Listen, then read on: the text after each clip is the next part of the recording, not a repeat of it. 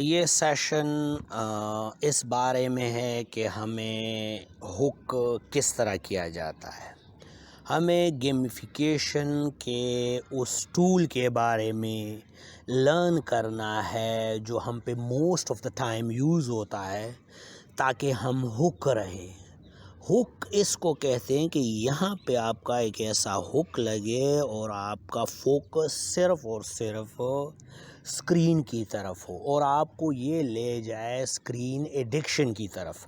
اور چونکہ آج کل یہ چیز بہت ہی کامن ہے اور لوگ most of the time screen addiction کے شکار ہوتے ہیں، تو میرے سیشن کا مقصد یہ ہے کہ ہم ایگزیکٹلی اس فینومینا کو سمجھے، اس طریقے واردات کو سمجھے جس کی وجہ سے ہمیں ہک کر لیا جاتا ہے.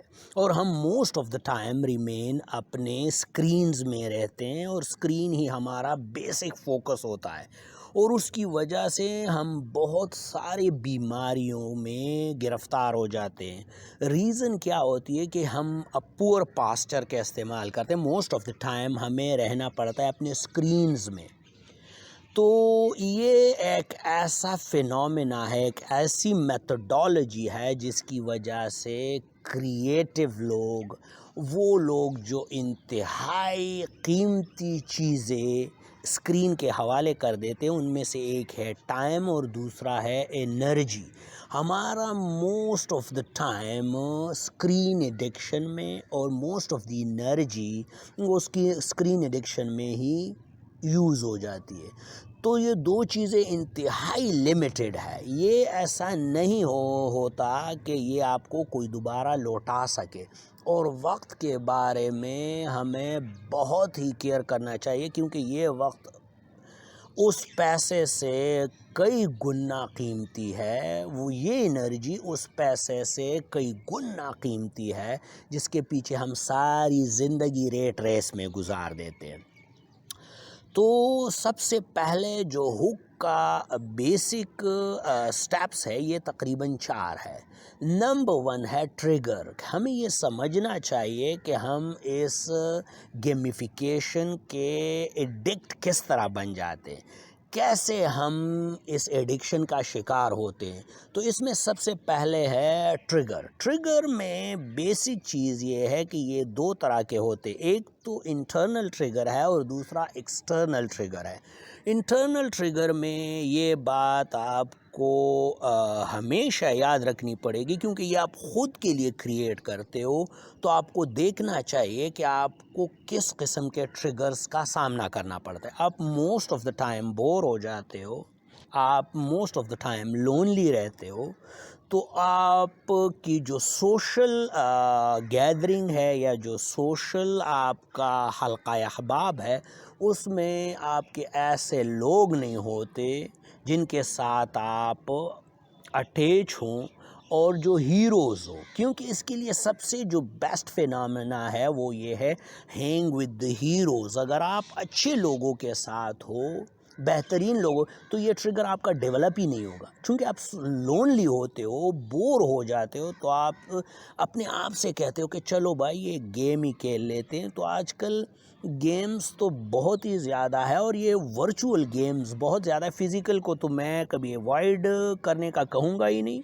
فزیکلی تو آپ کو مطلب دی جوائے آف مومنٹ، آپ کو مومنٹس کو انجوائے کرنا چاہیے. پر میں یہی کہوں گا کہ جو ورچوئل آپ گیمیفیکیشن میں جاتے ہو تو وہ آپ کے لیے کتنا خطرناک ہوتا ہے، اس کی ابتدا آپ خود ہی کرتے ہو. اور اگر اس بارے میں ایک بہت ہی اچھے شاعر ہے، اس کا ایک شعر کہوں، وہ یہ ہے کہ میں خود ہی ہوں اپنے پیچھے پڑا ہوا، میرا شمار بھی تو میرے دشمنوں میں ہے.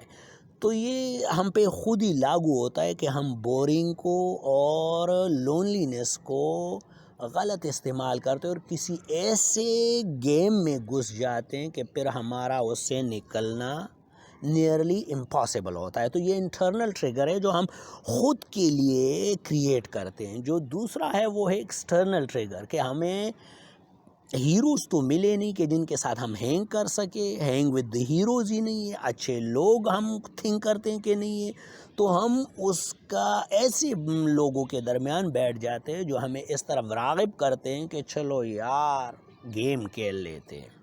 تو یہ دو ٹریگر ہے کہ آپ اس ورچوئل گیمز میں ان ہو جاتے ہو اور آپ کا ہک سٹارٹ ہو جاتا ہے یہاں کا، پھر آپ کا فوکس، آپ کی انرجی، آپ کا ٹائم اسکرین کی طرف چلا جاتا ہے جو انہوں نے ڈیزائن کیا ہوتا ہے، اور the infinite methodology, infinite game methodology. Infinite game methodology یہ ہے کہ آپ گیم میں ٹائم دے کے بغیر لگے رہو اور اس کو چھوڑو ہی مت، اور اس میں انہوں نے آپ کے لیے کام اور دوسرا سٹیپ جو بنایا ہے وہ ہے ایزی ٹو یوز، کہ اس کو اتنا ایزی کر دیا کہ اب تو بچے گیمیفیکیشن میں اس قدر گر چکے ہیں کہ ان کا جو لرننگ کا ٹائم ہے، جو کریٹیو ٹائم ہے، جس کے بارے میں اینشنٹ وزڈم یہ کہتا ہے give me a child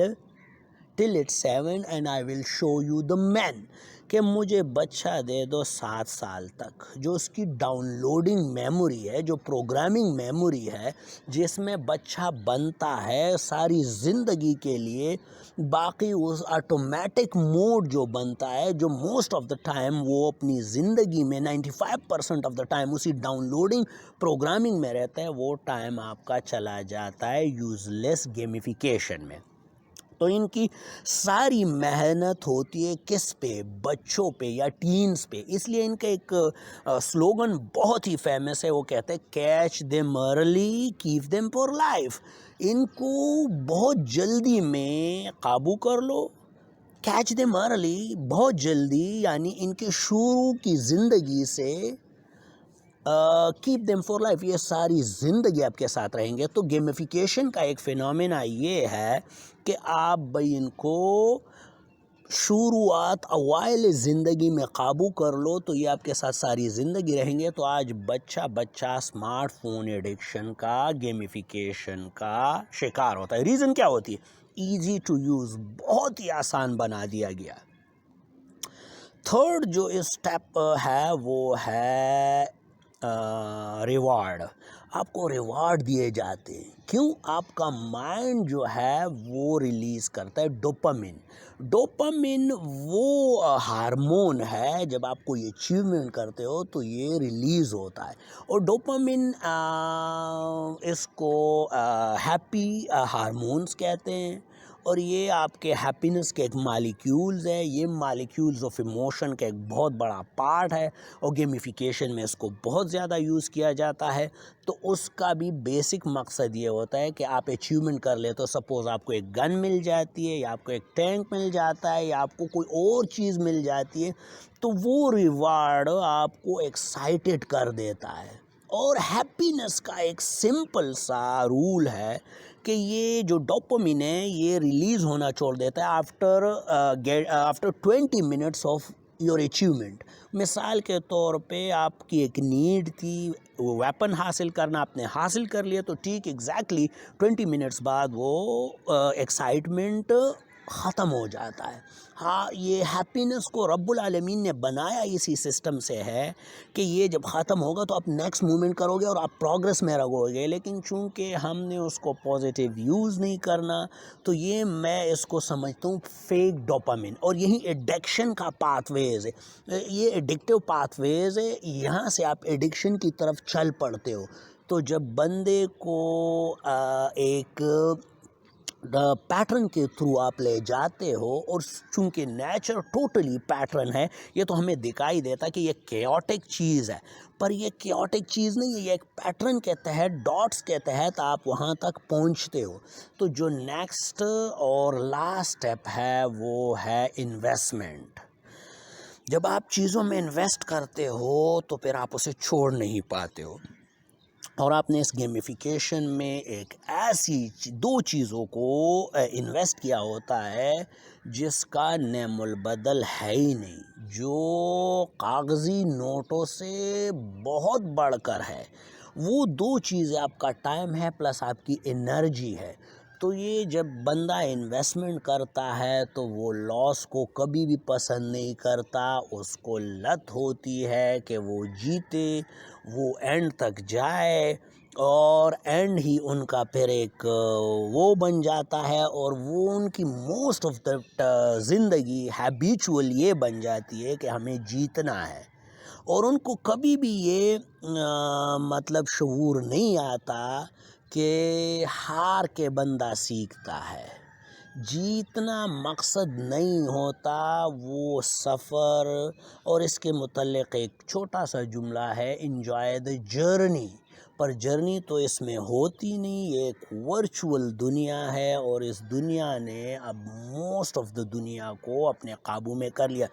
per session کا مقصد میرا ہمیشہ خیر خواہی رہے گا، کہ ایک ایسی خیر خواہی کہ آپ کو ان کے ڈسیپشنز کا پتہ چل سکے کہ کہاں کہاں سے یہ دھوکہ ہماری طرف آتا ہے، اور ہم ایک ایج آف ڈسیپشنز میں رہ رہے ہیں جہاں پہ reality most of the time reality نہیں ہوتی۔ کیوں؟ ہم ایک میٹرکس میں رہتے ہیں، اور میٹرکس یہ ورچوئل ورلڈ ہے، یہ کوئی فزیکل ورلڈ نہیں ہے۔ تو اس کو سمجھنے کے لیے ہمیں لرننگ کرنی چاہیے، کیونکہ خلیل جبران کا یہ کوٹ ہمیشہ زندگی کا ایک حصہ آپ کو بنانا چاہیے کہ in life either you grow either you decay, یا تو زندگی میں آپ گرو کرتے ہو یا ڈیکے کرتے ہو۔ تو میں یہی چاہوں گا کہ آپ گرو کریں اور آپ ڈیکے سے دور رہیں۔